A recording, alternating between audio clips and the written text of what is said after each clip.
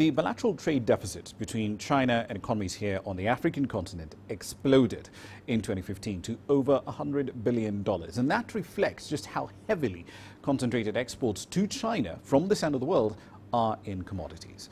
In the years after the commodity price crash of 2014, trade volumes have fallen from a peak of $215 billion in two-way trade in 2014 to barely $128 billion in 2016. Now, reducing the trade deficit and diversifying trade, that's a key concern for policymakers on the continent, but their options, strictly speaking, are rather limited.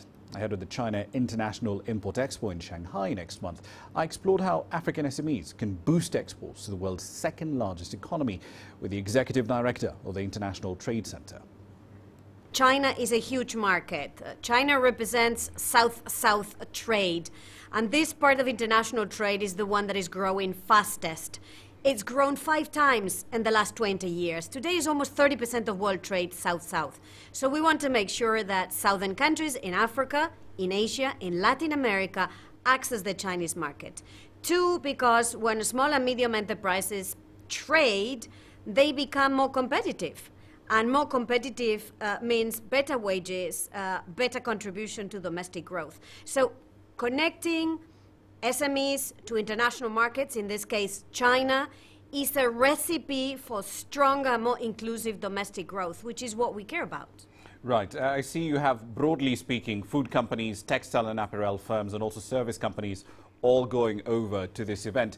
But for a lot of these SMEs, I guess the main challenge you might face would be the question of trade facilitation. How do we get access to the Chinese market? What sort of technical standards do we actually have to meet? What are the main challenges they face in that regard? Well, they face basically 3 main challenges. One is to understand the Chinese market. What are the consumer preferences in China? What kind of quality standards do the Chinese want? What kind of colors, what kind of fashion, what kind of products? So the first thing we are going to do is help small and medium enterprises identify the necessities, the preferences of the Chinese market.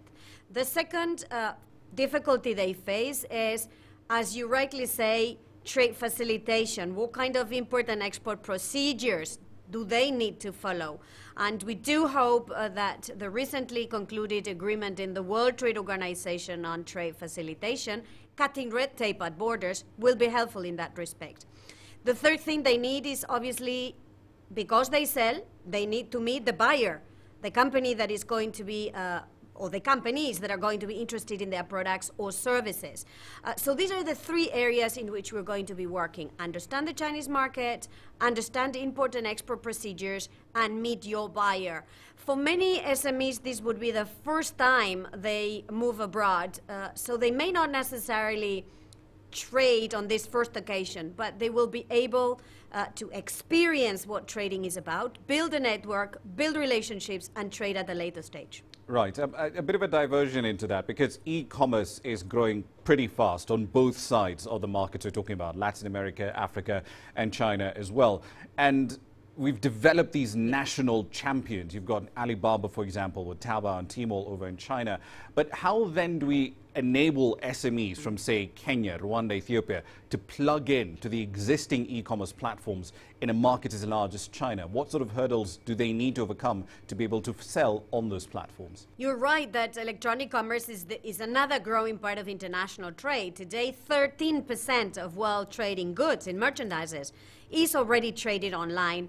And guess what? Those that are more active in this space are micro enterprises, the smaller scale entrepreneurs, because they find it more agile. They find it a better way to connect to international markets. But obviously they face big challenges. Some have to do with infrastructure, so broadband connectivity and ability to connect to internet and so on and so forth. But the other ones are small hurdles. How do they connect to international payment systems?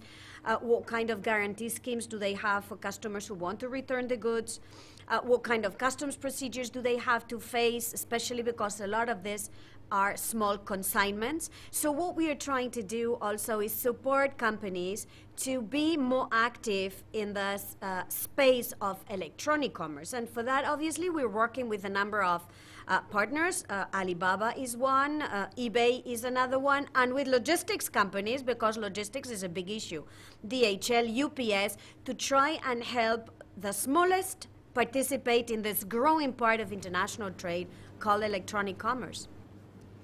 Part of my conversation there with Arancha Gonzalez from the ITC.